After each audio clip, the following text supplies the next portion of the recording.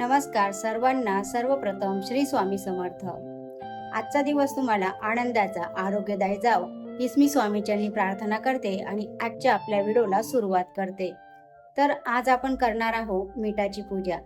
तर ती पूजा कशा प्रकारे करायची आणि त्याचे फायदे आपल्याला काय होतात ते आपण संपूर्ण माहिती आजच्या व्हिडिओमध्ये जाणून घेणार आहोत. तर याच्या आधी मी एक व्हिडिओ टाकलेला आणि त्या व्हिडिओला तुम्ही सर्वांनी भरभरून प्रेम दिलं, त्याबद्दल तुमच्या सर्वांचे खूप खूप धन्यवाद तुमच्या या प्रेमाबद्दल. नंतर जे आपण पूजेला साहित्य वापरतो जसं की मीठ, वेलची, तर त्या सामानाचं काय करायचं ते नंतर मी या व्हिडिओच्या शेवटी तुम्हाला सांगणार आहे. तर कुठेही न जाता व्हिडिओ आपला संपूर्ण बघा. तर चला मग आता पूजेला सुरुवात करूया. साहित्य मी घेतलं आहे पूजेसाठी, शुक्रवारच्या पूजेसाठी जे साहित्य लागणार आहे, त्याचा दिवा जेव्हा आपण प्रज्वलित करतो तर ते साहित्य कुठलं आहे ते मी तुम्हाला आता दाखवते. हे बघा, सर्वात आधी मी ना पांढरे फुलं घेतलेत आणि मग माझ्याकडे हे पण फुलं होते जांभळ्या कलरचे, ते पण घेतले. त्याच्यानंतर मी 9 पानं घेतलेत खायची. जर तुमच्याकडे 5 पानं असतील तरी चालतील, 7, 9 अशा प्रकारे पानं आपल्याला पाहिजेत. त्याच्यानंतर छानपैकी हे बघा गुलाबाची फुलं घेतलेत. माता लक्ष्मीला प्रिय आहेत अशी गुलाबाची फुलं मी घेतले आणि फळ घेतले. त्याच्यानंतर माता लक्ष्मीचा फोटो घेतला आणि आसन घेतलं. आपल्याला चौरंगावरती आसन टाकायचं आहे. आणि ही बघा, तुमच्याकडे मूर्ती असेल माता लक्ष्मीची तर मूर्ती पण चालेल, मूर्ती नसेल तर फोटो पण आपल्याला चालेल. तर अशा प्रकारे संपूर्ण सामान मी घेतलेलं आहे. आणि आपल्याला लागणार आहे हळद कुंकू. आपल्याला 3 दिवे लागणार आहे. याच्यामध्ये जे आहे याच्यामध्ये मीठ भरण्यासाठी खालचा जो दिवा आहे त्याच्यात वेलची आणि वरच्या दिव्यामध्ये आपण तुपाचा दिवा प्रज्वलित करणार आहे. पाणी, हळद कुंकू, अक्षदा आणि मग नंतर रांगोळी काढण्यासाठी रांगोळी घेतली. हे मीठ घ्यायचं, म्हणजे जाडं समुद्राचं मीठ असतं ना, ते मीठ घ्यायचं पूजेसाठी. तर अशा प्रकारे आता आपण संपूर्ण साहित्य घेतलेलं आहे. तर चला मग आता पूजेला सुरुवात करूया. तर पूजा मांडणी कशा प्रकारे करायची आहे ते मी तुम्हाला आता दाखवते. जिथं आपण पूजा करतो ती जागा स्वच्छ पुसून घ्यायची. त्यानंतर तिथं एक सुंदर अशी रांगोळी काढायची, नाहीतर मग स्वस्तिक काढायचं. स्वस्तिकवरती हळद कुंकू टाकायची, त्याच्यावरती चौरंग किंवा पाट ठेवायचा. त्यानंतर आसन टाकायचं. लाल आसन असेल तरीही चालेल, पिवळ्या कलरचं असेल तरीही चालेल. आसन टाकल्यानंतर सर्वात आधी दिवा प्रज्वलित करायचा, कारण आपण कुठलीही पूजा करताना दिव्याची स्थापना सर्वात आधी करतो.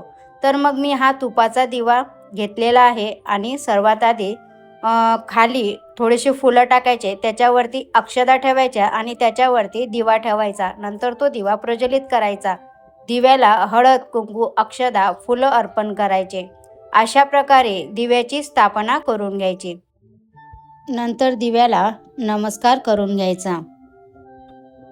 आता माझ्याकडे छोटा पाट होता, तो पाट मी ठेवला आहे, म्हणजे चौरंगासारखा आहे. त्याच्यावरती सुंदर मी आसन ठेवलेलं आहे. आणि माझ्याकडे माता लक्ष्मीचा फोटो आहे, तो तुम्हाला मी दाखवला आणि तो फोटो मी ठेवला आहे. त्याच्यामध्ये माता सरस्वती आहे आणि दुसऱ्या बाजूला गणपती बाप्पा आहेत आणि मध्ये माता लक्ष्मी आहे आणि कुबेर. अशा प्रकारे तो फोटो आहे आणि हा फोटो माझा नेहमी देवघरात असते. तर दिवाळीला घेतलेला, आता हा झालं 2 वर्ष होतात समजा या दिवाळीला. तर अशा प्रकारे फोटोला हार असेल तर हार अर्पण करायचा, नाहीतर मग गुलाबाची फुलं, पांढरी फुलं अर्पण करायची, हळद कुंकू, अक्षदा अर्पण करायच्या.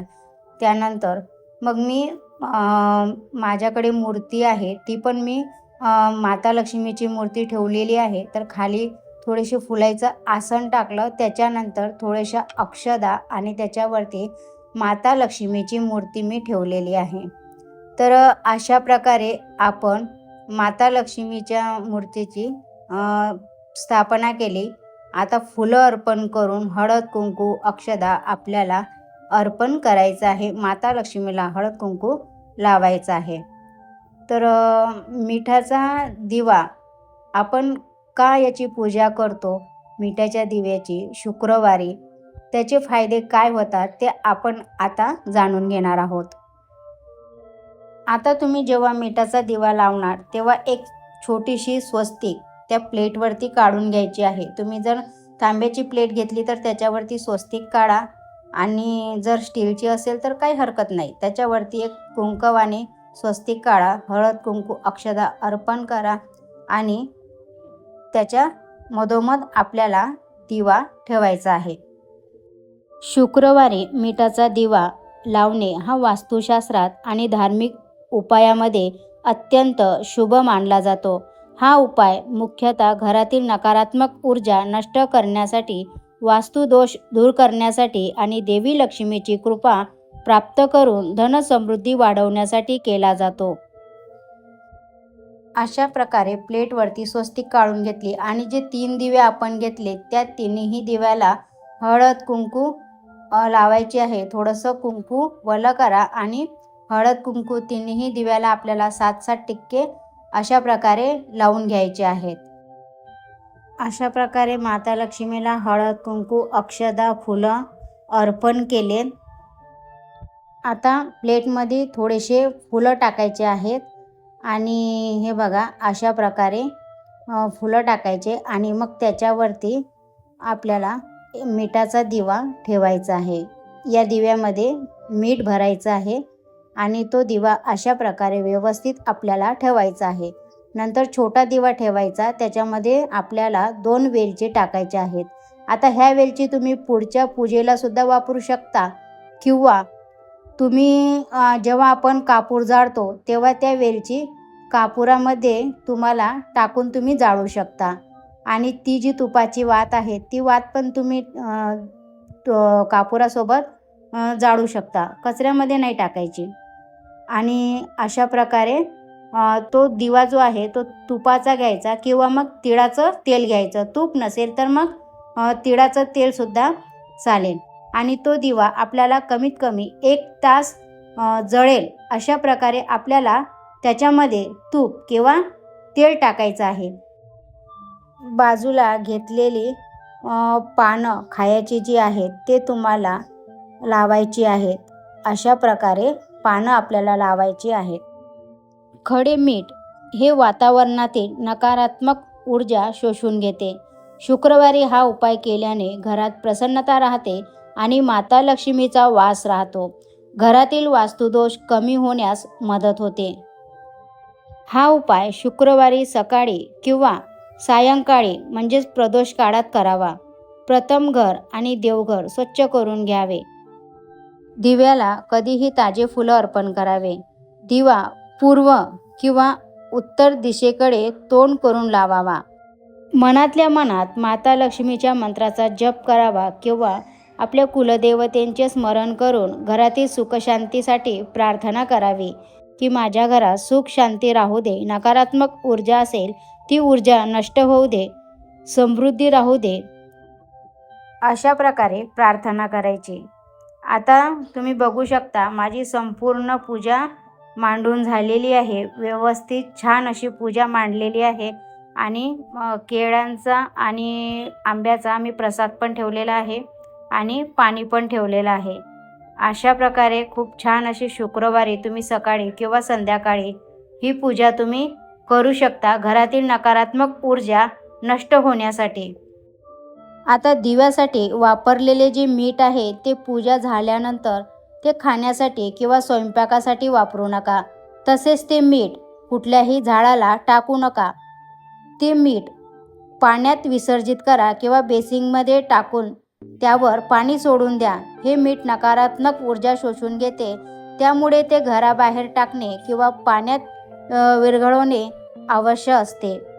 आता हा उपाय आपण किती वेळा करावा? हा उपाय सलग 5 ते 11 शुक्रवार केल्यास उत्तम फलप्राप्ती होते. तर अशा प्रकारे खूप छान अशी माझी पूजा झालेली आहे. आणि ते जे दिवे आहेत ते दिवे तुम्ही पुढच्या पूजेला वापरू शकता. ते दिवे जे आहेत ते विसर्जन करायची गरज नाही. फक्त तुम्हाला मीठ आहे ते पाण्यामध्ये तुम्हाला विसर्जन करायचं आहे किंवा एका वाटीमध्ये पाणी घ्या, त्याच्यामध्ये ते मीठ टाका आणि ते मीठ बेसिंगमध्ये सोडून द्या. तर अशा प्रकारे प्रत्येक शुक्रवारी जर तुम्ही पूजा केली तर खूप चांगला असा रिझल्ट आपल्याला मिळतो आणि घरातील नकारात्मक ऊर्जा, कटकटी, भांडणं जे असतील ते दूर होतात. तर अशा प्रकारे तुम्ही ही पूजा नक्कीच करा. प्रत्येक शुक्रवारी म्हणजे 5 शुक्रवार, 11 शुक्रवार, 7 शुक्रवार किंवा प्रत्येक शुक्रवारी केली तर काहीच हरकत नाही. मीठापासून बरेच फायदे होतात. जेव्हा आपण घराची लादी पुसतो तेव्हा आपण थोडंसं खडं मीठ त्याच्यामध्ये टाकलं तर घरातील नकारात्मक ऊर्जासुद्धा नष्ट होते. आपले पाय दुखत असेल किंवा मन विचलित असेल, अस्वस्थ असेल तर पाणी गरम करून त्या पाण्यामध्ये कोमट पाणी करायचं, त्याच्यामध्ये थोडंसं खडं मीठ टाकायचं आणि त्याच्यामध्ये आपले पाय भिजत ठेवायचे. त्याने काय होतं, शरीरातील थकवा जो आहे तो थकवा आहे ना तो निघून जातो आणि मनाला प्रसन्न वाटते आणि अशा प्रकारे शरीरातील थकवा दूर होतो, नकारात्मक ऊर्जा दूर होते. किंवा थोडंसं पाण्यामध्ये मीठ टाकून आंघोळ केली ना तरी पण याने बराच फायदा होतो. तर चिमूटभर मीठ टाकायचं आणि आंघोळीच्या पाण्यामध्ये त्याने आंघोळ करायची. तर तुम्हाला ही पूजा कशी वाटली नक्कीच कमेंट करा. काही प्रश्न असतील ते विचारा आणि चॅनलला सबस्क्राईब, लाईक आणि शेअर करा. भेटूया अशाच नवीन एका व्हिडिओसोबत. तर चला मग, सर्वांना श्री स्वामी समर्थ. बाय.